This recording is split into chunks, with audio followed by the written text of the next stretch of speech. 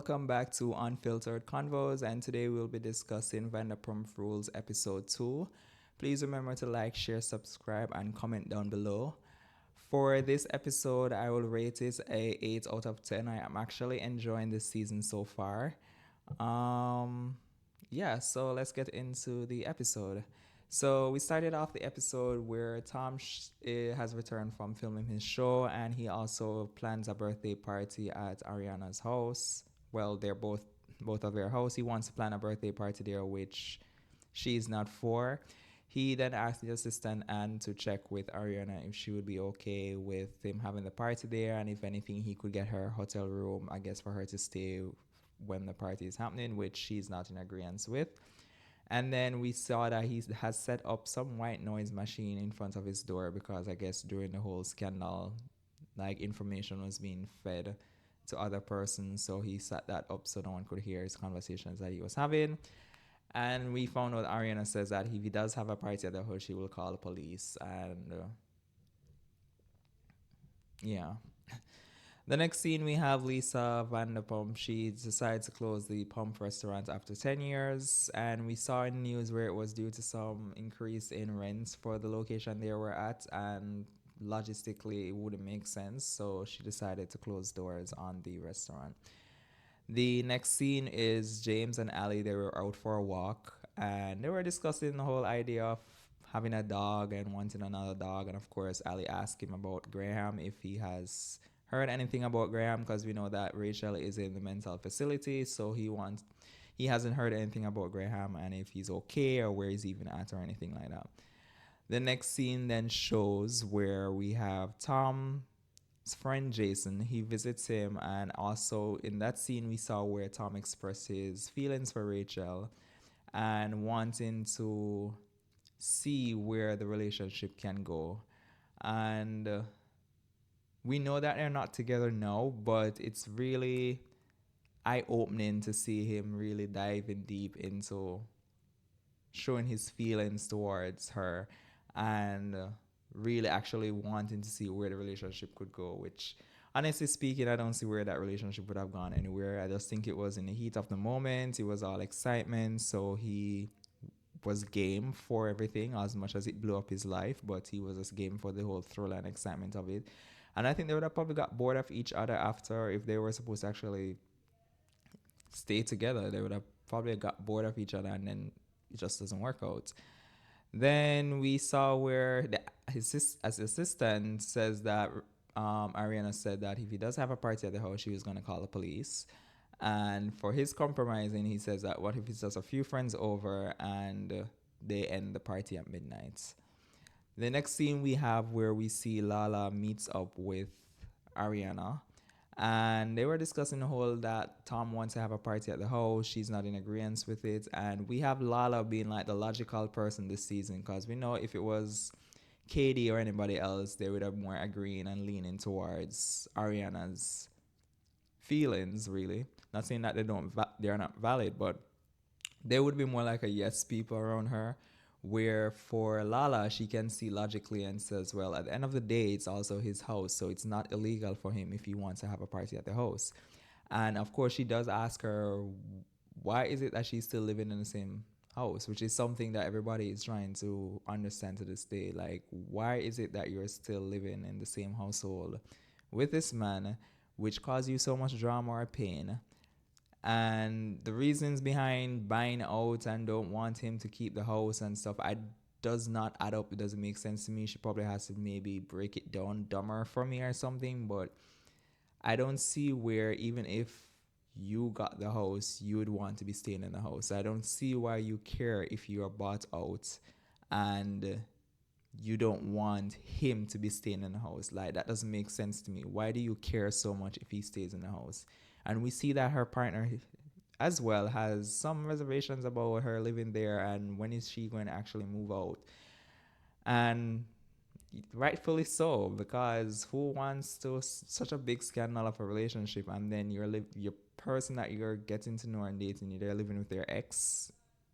And as far as I'm seeing, based on the room of how her room looks, I don't see why she's so comfortable in that room, because that room to me looks very chaotic. So I don't see what comfort she gets living in that house. Then we found out that her new boyfriend, he has actually influenced her positively because, before she wasn't for kids or anything like that. So now she is actually feeling that urge if she was supposed to have a child. And we know that she did her eggs, like she froze her eggs and stuff. So we'll probably see little Arianas running around, hopefully soon, someday.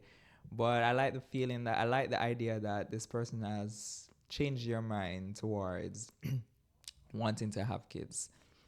The next scene we see where it was Lisa's Vanderpump's pump restaurant closing party.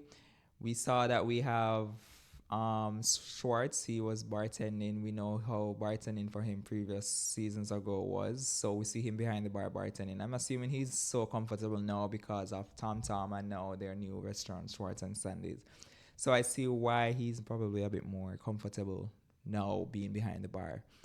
Then, of course, as Tom approaches the table, we have Ariana and Katie, and everybody pretty much got up from the table where we saw where Tom actually was sitting with Lisa and saying that due to the scandal, they told Sandoval to step away from the restaurant, rightfully so. But he thought that he would have still seen where he would have had some input to how they could help build back the business because they had employees that actually resigned or left the job.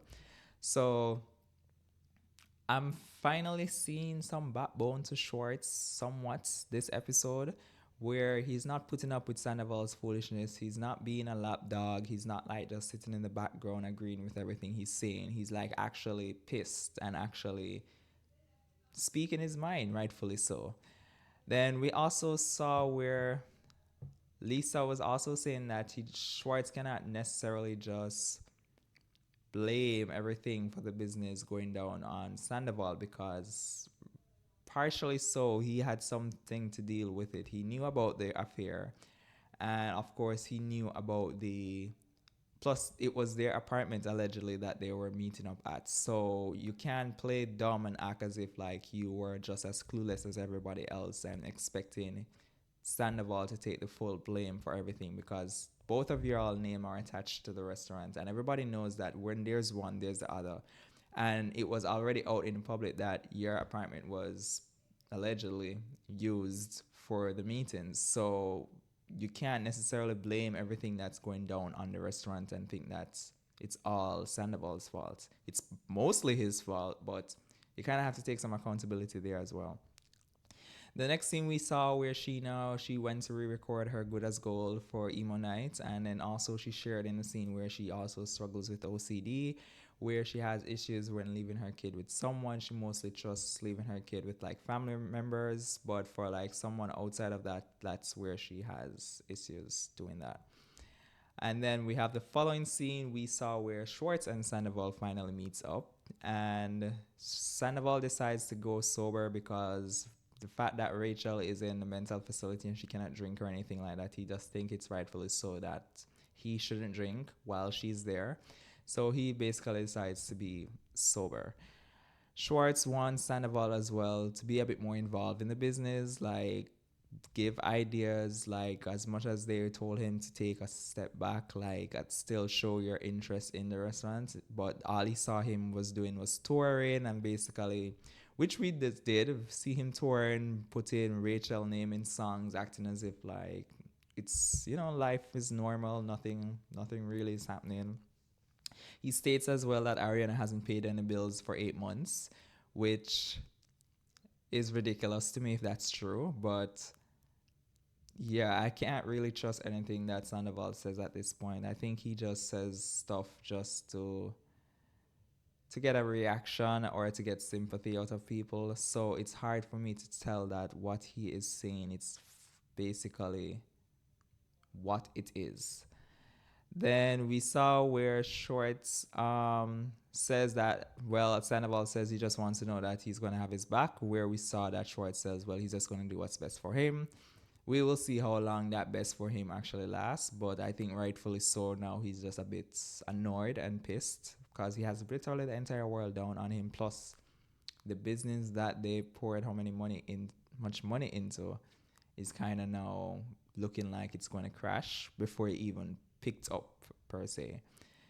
The following scene now we saw where we had Schwartz. He visited James and Ali at their house, and then we saw where Ali is apparently starting an astrology business, and she did a reading on Schwartz. And while in the reading, James got a text message from Sandoval inviting him to his birthday gathering through text, which I'm kind of surprising that James was the one that Sandoval is trying to be the first person in the group he's trying to repair the friendship with, because James and Lala were pretty much the most aggressive or verbal towards him at the reunion. So I'm kind of shocked. I know it's hard for him to say he's going to go to Sheena because Sheena's alliance is mostly with Ariana, but I'm kind of shocked that out of everybody, James is a person that you invited to your event. Like, not even a sit down to discuss anything. It's like a birthday party, which is, a bit special. He is someone that you decided that you're going to invite him to your birthday party, which I'm surprised that James actually went, but it was really brave of him to send such a text message to James of all persons.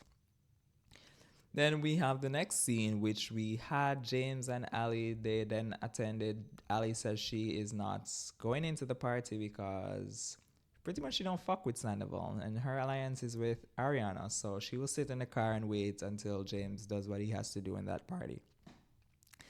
And then we saw as well where the girls were planning for their emo night party that they were planning while Sandoval is having his birthday party at the house. Schwartz, of course, attends Sandoval's party because it's Schwartz. He's like the peacemaker. He's going to go, he's going to be on both fences, basically. Then we saw where we finally had James confront Sandoval about not receiving a text and past betrayal, which then led to this argument with them where James walked out. And we already heard this thing with Sandoval where he always brings out the history book. He always has to throw it in people's faces that you have done the same. And I don't know, but I think if you are really sorry about something, it should not care about if that person has done that in their lifetime, especially if it was done to you.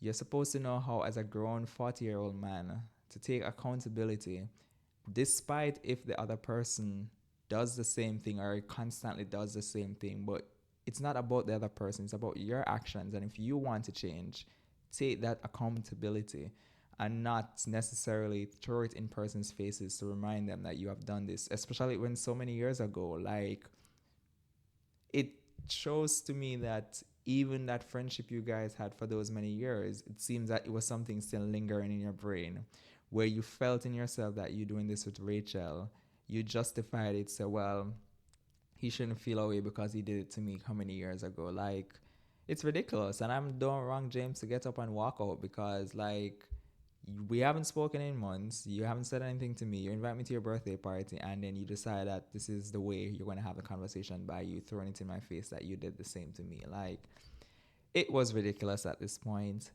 But that was the episode, really.